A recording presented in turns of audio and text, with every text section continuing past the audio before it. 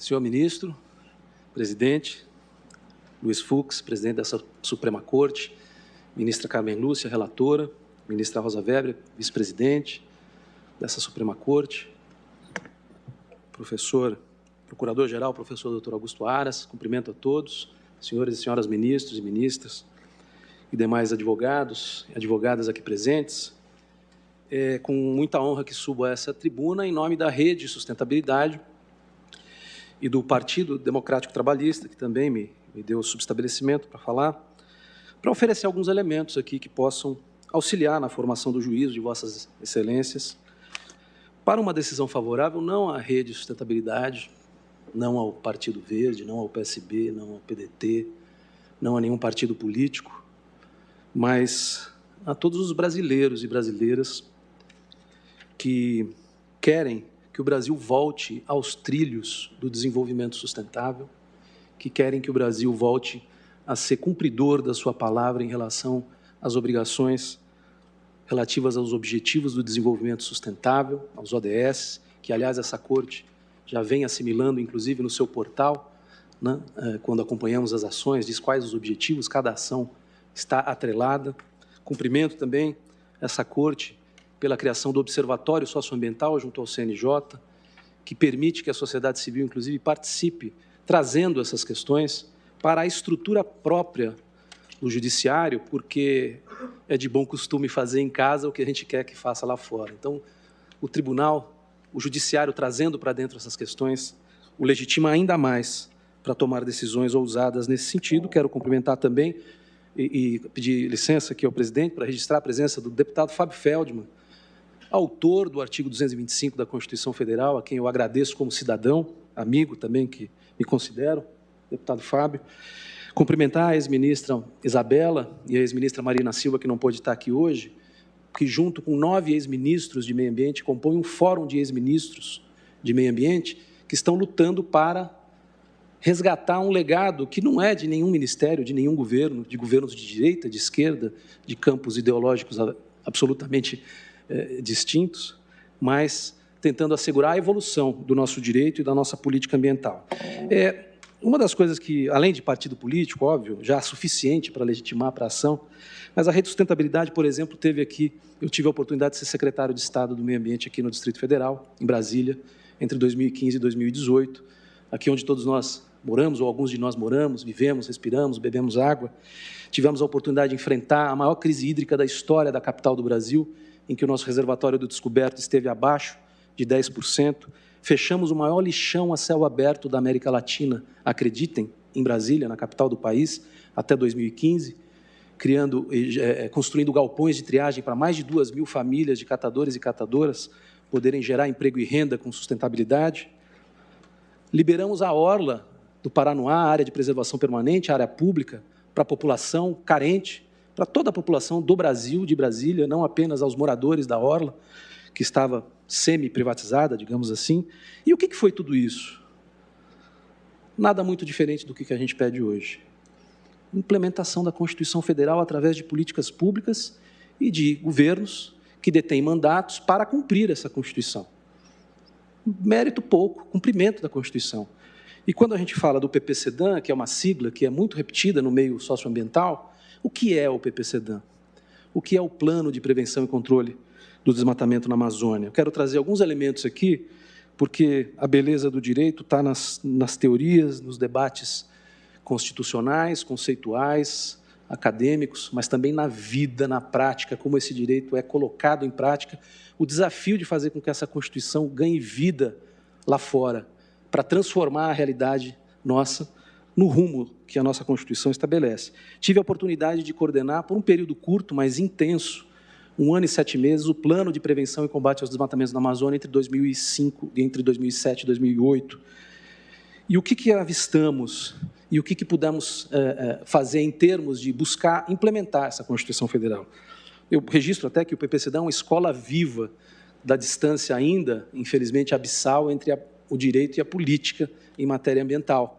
Mas é uma escola viva porque, na prática, ele colocou os objetivos e os preceitos fundamentais constitucionais ambientais com um resultado prático. E é o que se argui aqui, né, perante essa Corte, que faça com que o poder público, né, faça cumprir algo que já aconteceu no Brasil. Eu vou dizer rapidamente aqui, foram 25 milhões de hectares de unidades de conservação criados na fronteira do desmatamento na Amazônia entre 2004 e 2008.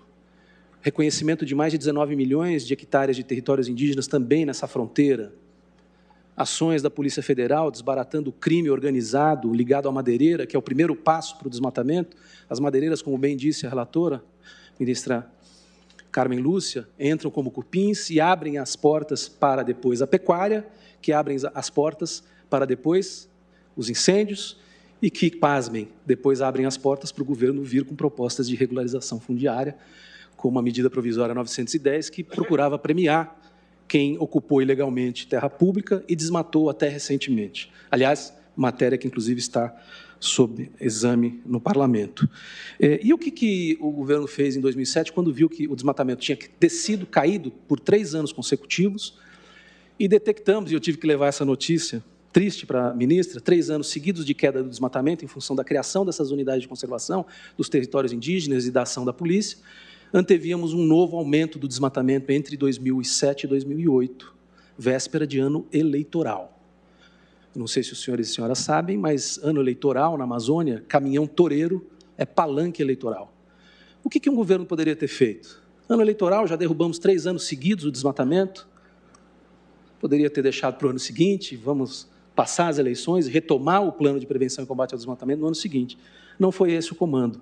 O comando foi: faça-se o que for possível e estiver ao alcance do governo para cumprir a Constituição Federal, reverter o quadro de tendência de aumento do desmatamento e reduzir o desmatamento na Amazônia, como manda a Constituição e como foi o nosso compromisso.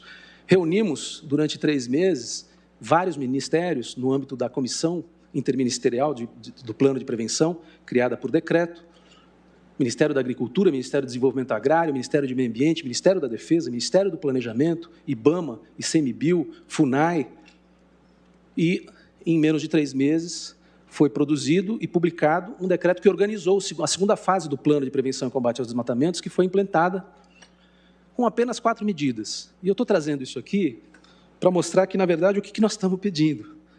No mínimo, faça-se o que já foi feito. Não tem nada de muito novo por se fazer. Claro, pode melhorar? Pode. Mas o Brasil já aprendeu, e o Brasil já praticou, e o Brasil já colheu frutos disso. 4 simples medidas. Uma, definiu áreas prioritárias de combate ao desmatamento. A Amazônia tem mais de 900 municípios. Resolvemos atuar em 36. 5% dos municípios responsáveis por mais de 50% dos desmatamentos na Amazônia. Ato seguinte, instrução normativa do INCRA, recadastramento fundiário nesses 36 municípios críticos. Quem estava legal, tudo ok. Quem não estava legal, não teve o seu CCIR, cadastro fundamental para vender imóveis, revalidado. Ato seguinte, Comissão de Valores Mobiliários, CMN, Comissão de Monetária Nacional, edita resolução do Banco Central limitando crédito para proprietário rural ilegal na Amazônia, que tinha desmatamento multado e embargado, porque existia e ainda existe uma correlação entre crédito público e desmatamento ilegal na Amazônia. Por fim, todo um procedimento com o contraditório garantido, né, para embargar essas áreas desmatadas ilegalmente e, portanto, não retirar a expectativa de lucro do desmatamento. Né. Tudo isso feito em 6 meses, aplicado em outros 6 meses, e, como diz o ditado popular, quem planta, colhe. Né. Reduzimos em 85% o desmatamento na Amazônia entre 2004 e 2013. Isso, na média, significa algo em torno de 20 bilhões de árvores que deixaram de ser derrubadas ao longo desse período. E, assim, para dar mais algumas dimensões, uma árvore bombeia para a atmosfera entre 500 e 1.000 litros por dia. Nós estamos falando de 7 trilhões de litros de água por dia que essa floresta que deixou de cair, emanou para a atmosfera. Se a gente puser isso em números de carbono, 5 bilhões de toneladas de carbono deixaram de ser emitidas na atmosfera, e isso foi a maior contribuição histórica de um país para toda a implementação da Convenção de Mudanças Climáticas no período. Se colocarmos valores econômicos nisso, nós estamos falando em 250 bilhões de reais só em toneladas de carbono, e se fôssemos ter que recuperar essa área degradada, seria algo em torno de 110 bilhões de reais para a recuperação dessa área degradada. Nós estamos falando quase que de um plano da Previdência, de uma reforma da Previdência, que o Plano de Prevenção e Combate ao Desmatamento, né, pela redução dos desmatamentos, pôde, digamos assim, salvar no nosso patrimônio natural. Né? É mais números, né? São números, e o que a gente está falando aqui não são exatamente de números, mas são de vidas humanas, de direitos humanos, de direitos da biodiversidade, direito dos povos indígenas, direito a um futuro digno para os nossos filhos, para as nossas filhas, filhos e filhas de todos nós aqui, netos e netas. E, portanto, o que se pede aqui, aliás, não por acaso, quero só registrar também, pedir licença, um trabalho maravilhoso de uma das ONGs aqui presentes, que vai fazer sustentação, que chama-se Alana, coletou mais de 400 desenhos de crianças no Brasil inteiro, que foram protocolados aqui no Supremo Tribunal Federal, pedindo para que tomemos aqui uma decisão à altura do Brasil gigante pela própria natureza, vários desenhos muito bonitos, redações, petições feitas à mão por crianças, achei isso muito bonito e pedi licença para poder trazer isso aqui. Portanto, o que se quer aqui é, no mínimo, o que já foi feito, com atualizações, com adaptações, mas não menos do que já foi feito. Há relatórios públicos, inclusive no site atual, se os senhores entrarem no site do Ministério do Meio Ambiente hoje, tem as avaliações das 3 fases do Plano de Prevenção e Combate ao Desmatamento, dizendo que foi bem sucedido e que deve ser continuado. Então, por essa flagrante inconstitucionalidade, pelo estado de coisas inconstitucional, pela omissão do governo, tudo isso bem retratado na arguição e já trazido pelo relatório da ministra Carmen Lúcia, que vimos aqui demandar dessa Suprema Corte, que resgate o que já foi considerado o maior programa ambiental deste país e, quiçá, do planeta, reconhecido internacionalmente por todo o planeta, que é o nosso Plano de Prevenção e Controle dos Desmatamentos na Amazônia, né?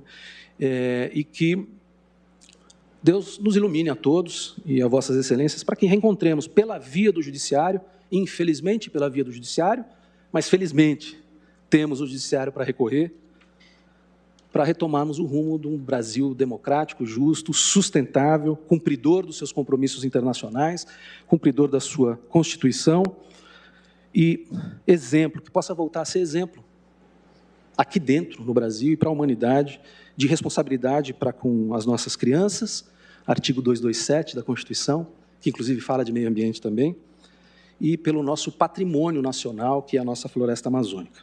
Muito grato pela oportunidade. Muito obrigado, doutor André Rodolfo Lima.